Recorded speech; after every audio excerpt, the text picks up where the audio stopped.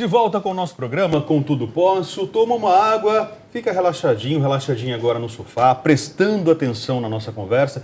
Eu diria, Maria Cândida, que prestando atenção com muita calma, né? Com muita calma, não né? fique estressado. Respire fundo, né? Desligue dos problemas do mundo. Apesar que assim, né? A gente abre o jornal, liga o rádio, ou mesmo televisão. Dá até tristeza, né? Dá tristeza. Não dá tristeza? É. Dá tristeza, desespero. É economia, é política, são os problemas diários afligindo, né? Batendo a nossa porta, os próprios problemas que a gente já tem em casa, pessoas, né? claro. E aí preocupação vem, a gente fica estressado e o coração começa. Não é isso? Já sentiu essa palpitação, Maria Cândida? Já senti. Esse nervoso, essa coisa tensa? Tem gente que tem o dom de deixar a gente mais estressada. Ainda bem que você não é esse. E por falar em estresse que faz mal para o nosso coração, a gente conversa agora com o cardiologista Dr. Edmo Atik Gabriel para esclarecer como a gente se livrar, né, dessa situação, uma doença moderna, né, Dr. Edmo? Boa tarde, bem-vindo. Boa tarde. Boa tarde, muito obrigado por estar aqui. Realmente é uma doença moderna, mas que está se agravando nos últimos anos. Tudo tem um limite para o nosso coração. É um órgão que ele tem um limite de tolerância. E quando esse limite ele é extrapolado pelo excesso de estresse, o excesso de ansiedade, nós acabamos tendo as complicações fisiológicas como taquicardia, as palpitações, como vocês falaram, pressão alta, muitas vezes os eventos piores que seria o infarto e o próprio derrame cerebral, né? Como a gente sabe o nosso limite? Olha, o nosso limite, nós devemos notar que quando mudamos o nosso humor de tal forma a não conseguir conviver adequadamente com os nossos pares, quando o nosso sono não é mais fisiológico, nós não temos mais um sono reparador. E quando há uma limitação no dia a dia para se concentrar, para a memória, para as atividades básicas, é um sinal de alerta, a gente deve procurar o cardiologista. Doutor Edmo, o senhor falou sobre o sono, né? Tem muita gente que realmente se queixa, que não consegue dormir em função das preocupações diárias. Já é um alerta que alguma coisa está errada e eu preciso tomar uma atitude, uma mudança de vida, seria isso? Sem dúvida, é um alerta absoluto, porque o sono é o momento que o nosso cérebro vai descansar, momento que o nosso próprio coração vai repor as suas energias. Se durante esse período houver um estresse, então não há nenhum tipo de relaxamento fisiológico e aí o coração vai entrar em sobrecarga. Aliás, tem pessoas que acabam não descansando quando dormem, que quando acordam, tem a sensação de que estão cansados. São mais cansados do que antes. Isso é verdade. Esse é um sinal que deve ser assim, valorizado e levar a pessoa a procurar um especialista, porque ela pode precisar não só de uma avaliação cardiológica, mas às vezes até de um indutor de sono, nem que seja temporário, para poder suportar uma determinada carga de estresse que ela está vivendo. E o que a gente faz para dormir bem? Além do indutor de sono, o que a gente pode fazer? Olha, o que facilita muito o sono é a prática de exercícios físicos de forma moderada ao longo da semana, 2 a 3 vezes por semana, principalmente no final do dia, porque aí há aquele relaxamento natural, a gente transpira bastante, alivia as tensões. Uma alimentação mais leve noturna, para que não haja uma congestão da parte intestinal, gástrica, e isso dificulte o sono. E não ter, se possível, evitar programas, filmes, qualquer atividade de tensão à noite. É exatamente o que a gente estava falando. Que essas notícias, tudo isso deixa as pessoas estressadas. Então elas devem evitar assistir. O máximo possível. É que a gente acaba chegando em casa e aí a gente E aí vai a se gente inteirar. se informar, É o né? cardápio vai se inteirar que tem, do que né? está acontecendo. E aí o estresse aumenta, né? No começo do programa, quando nós apresentávamos, né, o cardápio de hoje, que nós teríamos aqui, Maria Cândida até perguntou se eu era estressado, né? E eu respondi que eu já fui mais, né? Ser humano extremamente perfeccionista, de querer as coisas do meu jeito, e aí a vida foi me mostrando que não era dessa forma, que não deve ser dessa forma. Então tem pessoas que, na verdade, doutor, eu acredito que naturalmente são estressadas. Isso é fato. Nascem Isso é estressadas, fato. criança Isso estressada. é fato. Existe uma hiperatividade desde a infância, que muitas vezes a gente acha que vai mudar com o tempo, e na verdade isso se traduz por um excesso de ansiedade. Há pessoas que querem, no bom sentido, abraçar o mundo, fazer todas as coisas ao mesmo tempo, resolver tudo para hoje, assumir todos os compromissos, e isso naturalmente a gente procura orientar na consulta, né? Eu já vi isso. Já viu isso nele mesmo. Já vi isso. Está mais próximo da gente do que a gente imagina, né? Vamos voltar ao coração. Pessoas têm ataque cardíaco por causa de estresse? Tem muito, tem muito. O estresse não pode ser banalizado, entendido como algo filosófico, né? O estresse ele tem impacto biológico. Uma das coisas que é importante nós sabermos é que o ato de nós nos estressarmos ou nos preocuparmos faz com que haja liberação de hormônios na nossa circulação. Por exemplo, a adrenalina, que dá a batedeira, que dá a pressão alta, que dá o próprio infarto, e cortisol também, que seria semelhante ao corticoide que nós usamos aí no dia a dia. Que é o hormônio do estresse. Que é o hormônio do estresse, exatamente. O cortisol, por exemplo, ele incha as pessoas. Então, quando a gente está mais estressado, a gente retém mais líquido. As mulheres têm mais perda óssea nesse período, principalmente com as variações hormonais da idade. Os homens podem ter alterações de pele, alterações de humor, alterações de mais queda de cabelo do que o normal. E o coração, sobretudo, ele trabalha com mais sobrecarga, porque nós temos mais volume no corpo, mais retenção de líquido, a pressão acaba subindo, a frequência cardíaca aumenta. E aí os sintomas ficam cada vez mais intensos, né? Eu não ia falar do cortisol, porque você, tirando a taxa do cortisol, você medindo o cortisol, né? Você consegue saber o nível de estresse que você anda? Sim, sim. Pessoas que, por exemplo, têm uma taxa de cortisol sanguíneo muito baixo, indica, na maioria das vezes, um estresse muito agudo, muito baixo? intenso. Baixo. Por quê? Porque as glândulas que produzem esse hormônio, elas podem entrar numa situação de... a exigência delas é tão grande que chega um momento que elas não conseguem mais produzir esse hormônio em quantidade suficiente. Aí o efeito seria repor essa quantidade. Exatamente. Seria isso. Mudar os hábitos de vida, sobretudo, porque às vezes a pessoa está num ritmo de estresse que é incompatível com algo saudável, né? Muita viagem, muita preocupação, tensão por causa da parte financeira, preocupações familiares. Aí a primeira coisa é mudar o estilo de vida. E aí repor um pouco dos hormônios ajudaria muito. A gente já falou aqui de pessoas que tiram férias, acho que recentemente, e não conseguem desligar. Não se desligam. Isso é um erro muito grave, né? Porque se nós vamos para uma praia, se nós vamos fazer uma viagem para fora do país, a gente tem que tomar muito cuidado hoje com a tecnologia. Porque a gente não sai do WhatsApp, não sai do Facebook, fica na internet e parece que você continua vivendo aquela realidade. Então, a ideia seria dormir sem compromisso de horário para acordar, não ficar atrelado de forma intensa a esses meios e, caso haja algum problema, alguma situação, ter mais autocontrole, né? Saber administrar melhor. Doutor Edmo, Maria, um hábito simples, o hábito de jantar ou almoçar. As pessoas comem, fazem suas refeições com o celular na mão. Inclusive em aulas de etiqueta, né, alguns professores até falam, gente, o lugar de celular na mesa não existe. Não cabe ao lado do talher, ao lado do copo, ao lado do prato. Né? Não dá. E as pessoas ficam ali o tempo todo, ou então comem rápido demais, e é um hábito completamente errôneo, errado isso, né? Justamente para voltar para a tecnologia, para saber o que está acontecendo no mundo, que parece que o mundo está acabando e você não está sabendo disso. Eu até acrescentando isso que você falou, eu tenho pacientes que referem para mim na consulta que eles acordam pela manhã, a primeira coisa que eles fazem é olhar o celular. Às vezes é de madrugada ainda. Eu conheço pessoas que fazem isso à noite, de madrugada. Já ali, eu também conheço umas pessoas aí. Já entra na rede social, já vê o seu e-mail, parece que ele vai poder resolver alguma coisa naquele momento. Mas o hábito está tão intrínseco que ele não se livra. É uma ansiedade de saber o que as pessoas vão te escrever, ou o que está acontecendo. Ou se tem algo que vai acontecer, alguma coisa. Então a gente fica muito preso a isso. Agora, doutor Edmo, quando essa palpitação vem? Quando a gente percebe que o coração está desacelerado, tem alguma coisa estranha na gente ali, por causa de uma tensão, de um certo nervosismo, o que eu faço já nessa situação extrema? Veja bem, olha, se esse sintoma de taquicardia, de palpitação, gerar uma falta de ar, gerar uma tontura, uma alteração visual... Começa a transpirar profusamente, tem que chamar o socorro. Então, se você não consegue ir sozinho, chamar o socorro, porque você vai precisar de uma intervenção farmacológica, de alguma medicação de ação rápida para conter essa suposta arritmia. Nada de pagar para ver, de deixar acontecer. Não devemos arriscar. Agora, por outro lado, se você sente a taquicardia, mas já soube administrar isso em outras vezes, relaxando, repousando, muitas vezes tomando um líquido, dá até para tentar administrar. Mas se for algo que você percebe que está mais intenso, que está alterando suas funções básicas, visão, equilíbrio, gerando tontura, uma dor no peito muito forte, uma falta de ar, não devemos demorar, não. Tem idades em que esse sintoma é mais forte, mais perigoso? Tipo a mulher depois dos 40. Exatamente, Cândida. Eu ia comentar isso. No sexo feminino, sim, a idade tem um fator importante. Nos homens, de uma forma geral, depende muito do estilo de vida.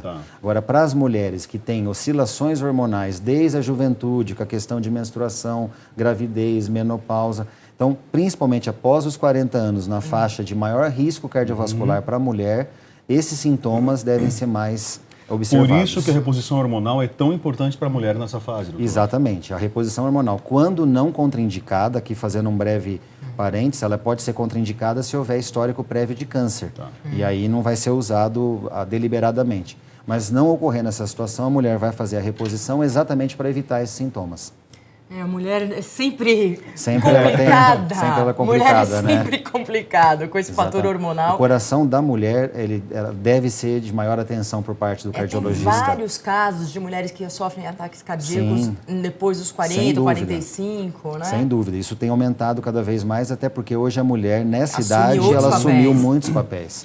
Existem outras doenças associadas, doutor, que podem surgir com esse estresse no nosso dia a dia? Sem dúvida. Além da doença direta do coração, uma outra preocupação muito grande é o derrame cerebral, que está indiretamente relacionado ao coração, aos vasos do coração, e que pode ser, eventualmente, o primeiro sintoma de um estresse agudo.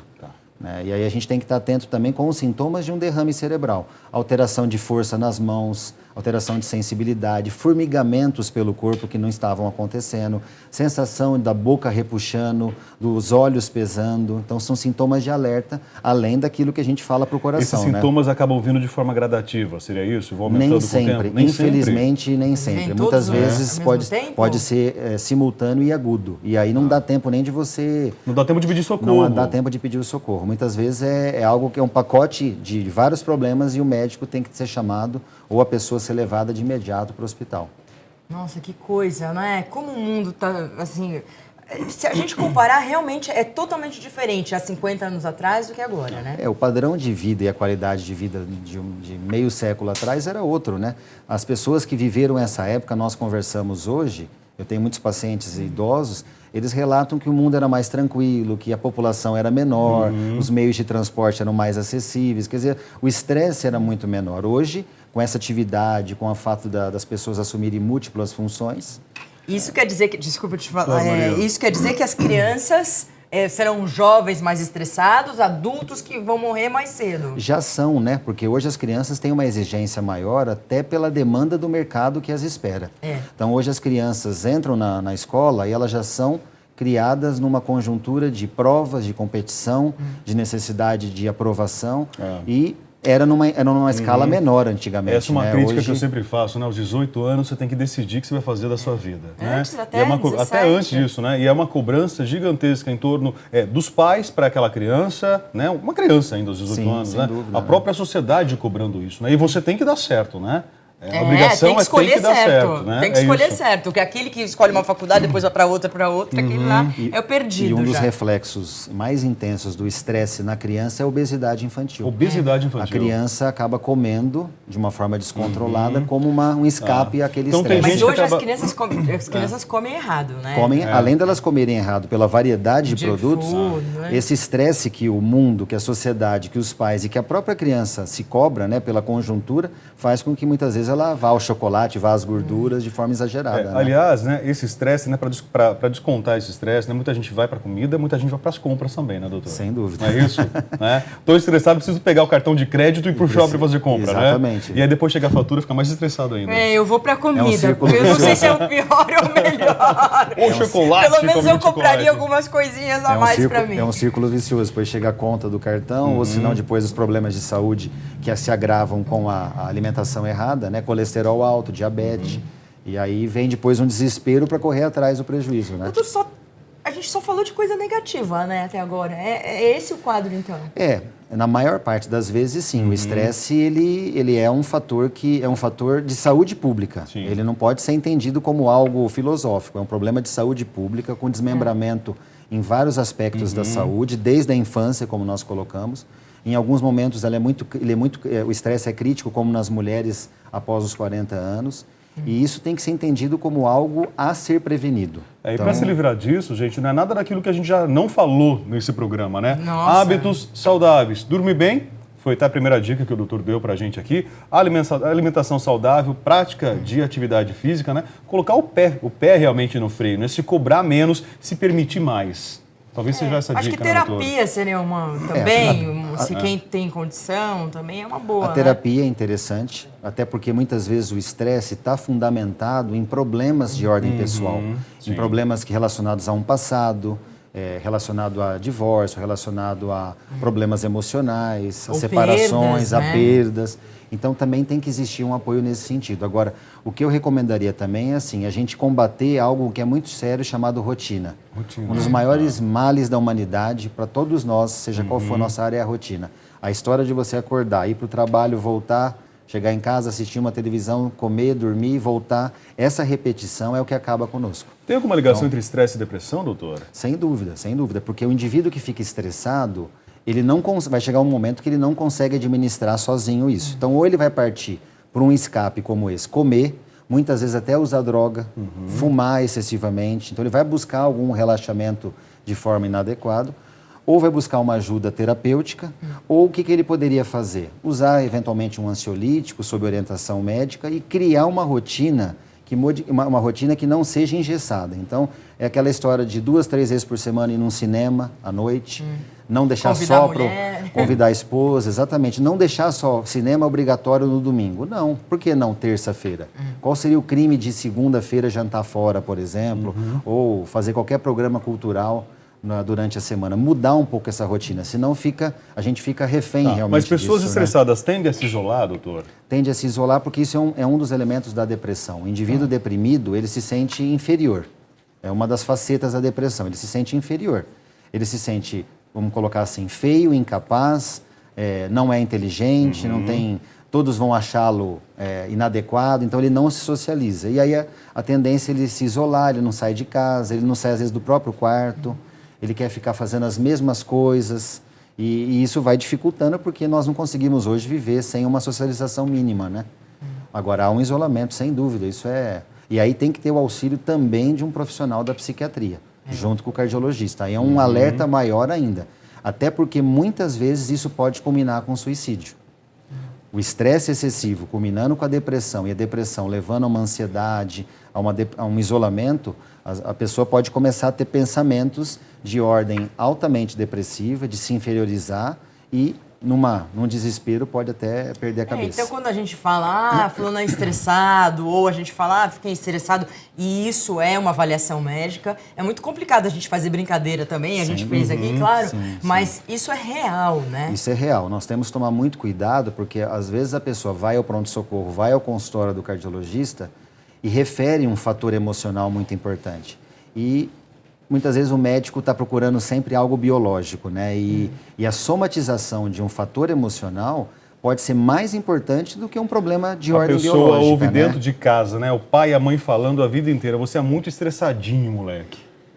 Isso é frescura. Isso é frescura. Você ouvia isso? Eu não ouvia, Até que não ouvia tanto, não. Acho que eu sofria sozinho. Eu confesso que eu sofria sozinho, doutor. A verdade foi essa. Até que eu precisei realmente procurar uma ajuda profissional também, uma ajuda médica, né?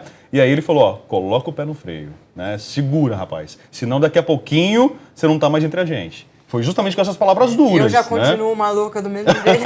Então precisa mudar. Tirar férias não é pecado. Tá. Quando a gente diz férias, não precisa ser um tempo muito longo. Mas passar um final de semana fora da sua rotina, aproveitar um feriado e mudar a sua rotina, quando possível, não é nenhum pecado. Mesmo que a gente pense, puxa, mas eu vou ter que gastar, será que eu não vou estar abusando, não estou exagerando. É um dinheiro bem gasto. Mas é um investimento, exatamente, é um investimento para a sua saúde. Tá, doutor, quando o problema no coração acontece, quando está cometido, não tem jeito mesmo, intervenção cirúrgica de alguma forma, dependendo da causa? Uma das possibilidades é a intervenção cirúrgica.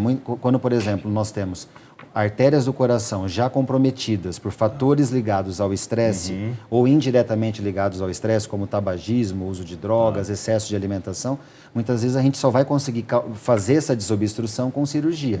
E aí é o passo final. A cirurgia já é... Aí é angioplastia, cateterismo, é tudo isso? Exatamente. Nós começamos com o cateterismo, que nos permite o diagnóstico, para ver que artéria e em que porcentagem que ela está acometida. Dependendo da quantidade de artérias e da porcentagem, nós temos algoritmos médicos para dizer, olha, é melhor a angioplastia ou é melhor fazer a ponte de safena, por exemplo. Então, a gente espera que você que está nos assistindo não passe por isso, né? Fique menos estressado, largue o celular um pouquinho, faça atividade física e tenha uma boa alimentação. E durma bem. A conversa é dura, né, gente? Mas na verdade é pensando em você, pensando no seu bem-estar, pensando na sua qualidade de vida e nas pessoas que você também ama e que com certeza você não quer ver sofrer, né? A gente tem que pensar de uma forma geral no próximo também, na família, né, doutor? Esse conselho que você deu é importante. Nós não podemos ser egoístas, porque a atitude de uma pessoa pode restringir o funcionamento do seu núcleo familiar. Perfeito. Doutor Edmo, muito obrigado. Muito obrigada. Valeu pelos esclarecimentos. Volte sempre, né? porque foi muito bom. Muito obrigado. Eu que agradeço, estou à disposição. Bom, vamos fazer um intervalo e no próximo bloco vamos falar de um assunto que as mulheres adoram. Moda. Moda outono e inverno, coleção 2016 batendo a porta. Tem várias fotos que a gente vai mostrar com roupas super bacanas.